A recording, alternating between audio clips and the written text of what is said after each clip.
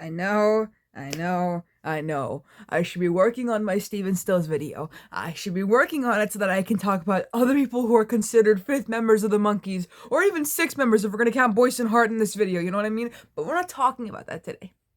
Okay, this counts as a movie review. And I know what you're gonna say, Amy, you haven't done a movie review in so long. When are they coming back? Okay, shut the fuck up. Okay, I'm kidding. But regardless, they will be coming back soon. There's just so many videos I want to make, and once those are done, I will go back to movie reviews. I know that's not my thing anymore. Like, I haven't done them in so long. I haven't even done a Keanu archive in so long, even though I said it was gonna end after like 200 episodes. But regardless of all of that, today we're talking about The Boy and the Heron, Studio Ghibli's latest film. Hayao Miyazaki said he was going to retire after one of his films, and then he said, hey, I'm going to come back, I got nothing better to do. I don't think he wants to be retired. He'll keep saying he wants to be retired, but I don't think he wants to be retired. The movie has such a simple plot, if you get rid of all the magical elements, and it's only 2 hours long. I saw it in theaters because the last time I saw a Hayao Miyazaki movie in theaters was Arrietty, and I was not going to miss the opportunity to see another movie of his in theaters, given that when Ponyo came out, I didn't know about it, and anyways. So this latest Hayao Miyazaki movie, or Studio Ghibli movie, is about a boy named Mahito, and his mom dies in a hospital fire, but it turns out she's alive, and he has to go find her in a magical world, and he's guided, not really guided, but, there's this talking heron, voiced by Robert Pattinson, and he is a damn good actor. I think he's been hanging out with Willem Dafoe too much, who's in this movie. And overall, the pacing of this movie is pretty damn good, I would say. Like, it doesn't feel boring at times. There's literally some scenes where it's so quiet. Like, there was one scene where it was so quiet, I could hear the movie next to the theater I was in. Like, that's how quiet it got in certain scenes. And the music was perfect. I feel like they used the same people for all of the movies, regardless of that. And the voice actors were perfect. They always pick the best English voice actors. I didn't even realize Dave Bautista was one of the characters. Like, he was the Parakeet King. I did not even realize that. Christian Bale, I did not realize he was Mahito's dad. And oh my god, he's so fine. He's British in this, which he is British, but like I think they just let him be himself, basically. But I couldn't tell if he was doing an accent. I couldn't tell if it was, American or British, and it was a nice mix, I guess. I guess they didn't let him do an American accent because he already did for House Moving Castle, and people would have gotten confused and made weird conspiracy theories.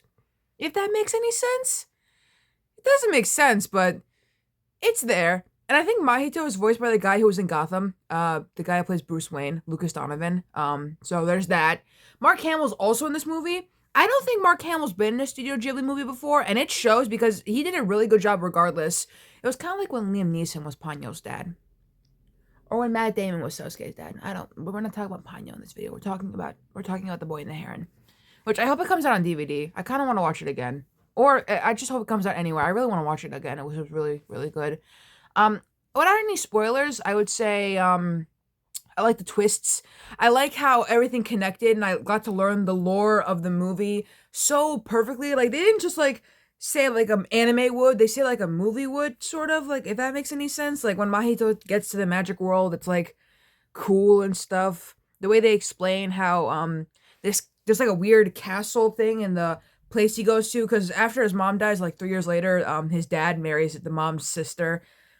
Hey, that's Japan for you. Anyways, they moved to Tokyo, and I think they moved out of Tokyo. I can't remember, but it was so interesting to learn that Mahito's family is connected to this magical world, and he does make some friends along the way.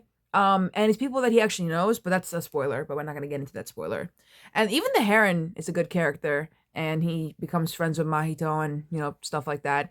And I think the whole movie is basically just accepting the reality of what you have. Like, Mahito has this choice to, like, live in the magical world and take over it, but he decides not to because he only really came there to go save his aunt, which he calls mom halfway through the movie, but we're not gonna talk about that. That's also a spoiler.